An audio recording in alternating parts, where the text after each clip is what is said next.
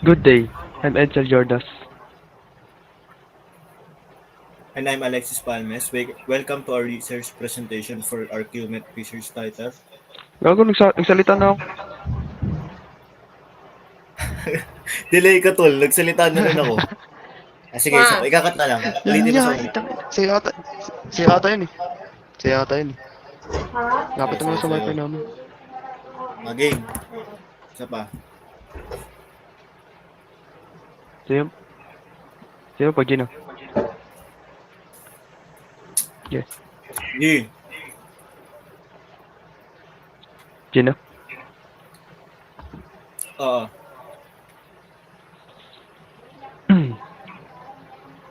Good day. I'm Edsel Jordas. Opo. And I'm Alexis Palmes. Welcome to our record presentation for our QMET research titled Relevance of Machine Learning for Visits First Year Students for Our Lady of Fatima University.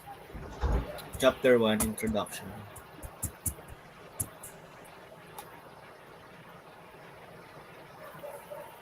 In our chapter 1 introduction, machine learning is changing the world from social media feeds to self-driving cars. It's already a key part of the tech industry. But for first year BSIT students, the question is how relevant it is to them now. So basically, this research was inspired by the needs to understand whether freshmen are aware of machine learning, if they feel ready to study it, and how they view its importance in their IT education and future career. Background of the study.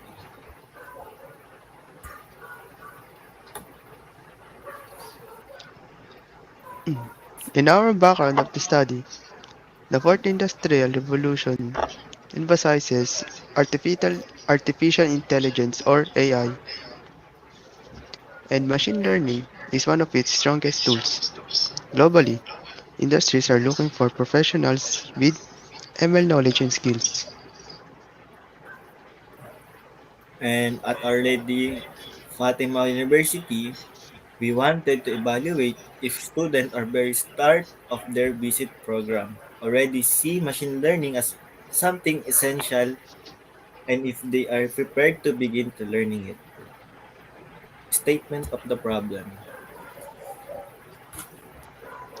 In our SOP, or statement of the problem, our main research question was how relevant is machine learning to the academic journey of first year BSIT students at Our Lady Fatima University?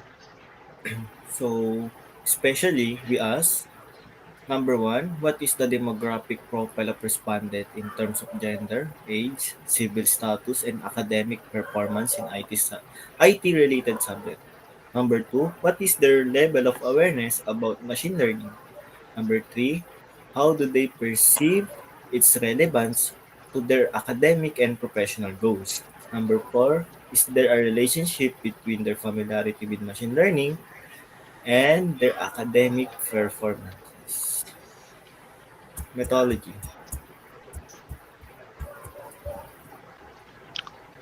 Methodology.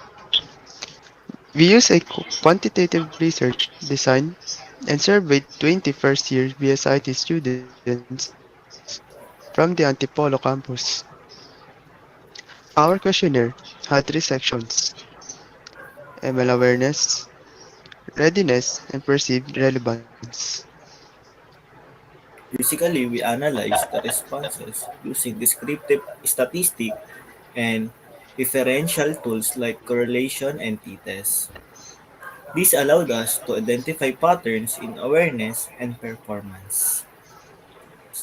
Summary and findings.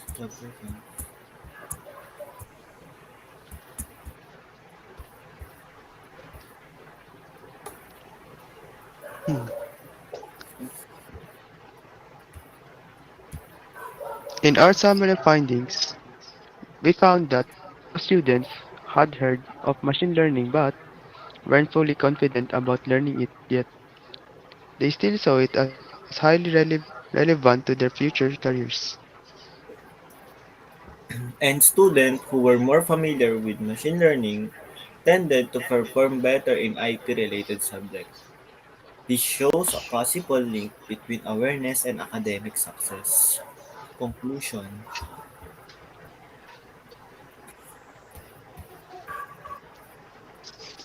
In our conclusions are more clear. Number one, machine learning is important, even for first year students. Number two, students who understand its importance are more motivated and confident.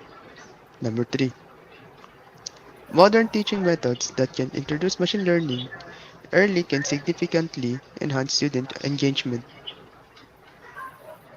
And this shows that it's not too early to bring machine learning into the first year curriculum. Even basic exposure can increase student interest, confidence, and performance. Recommendation.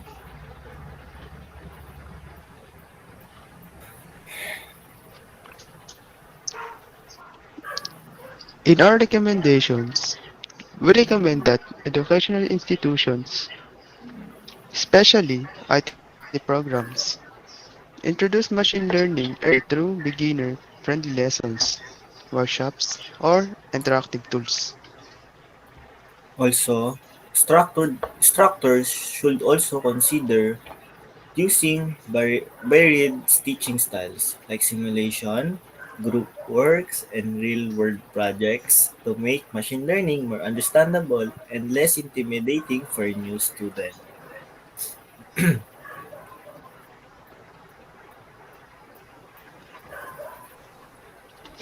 And that concludes our presentation.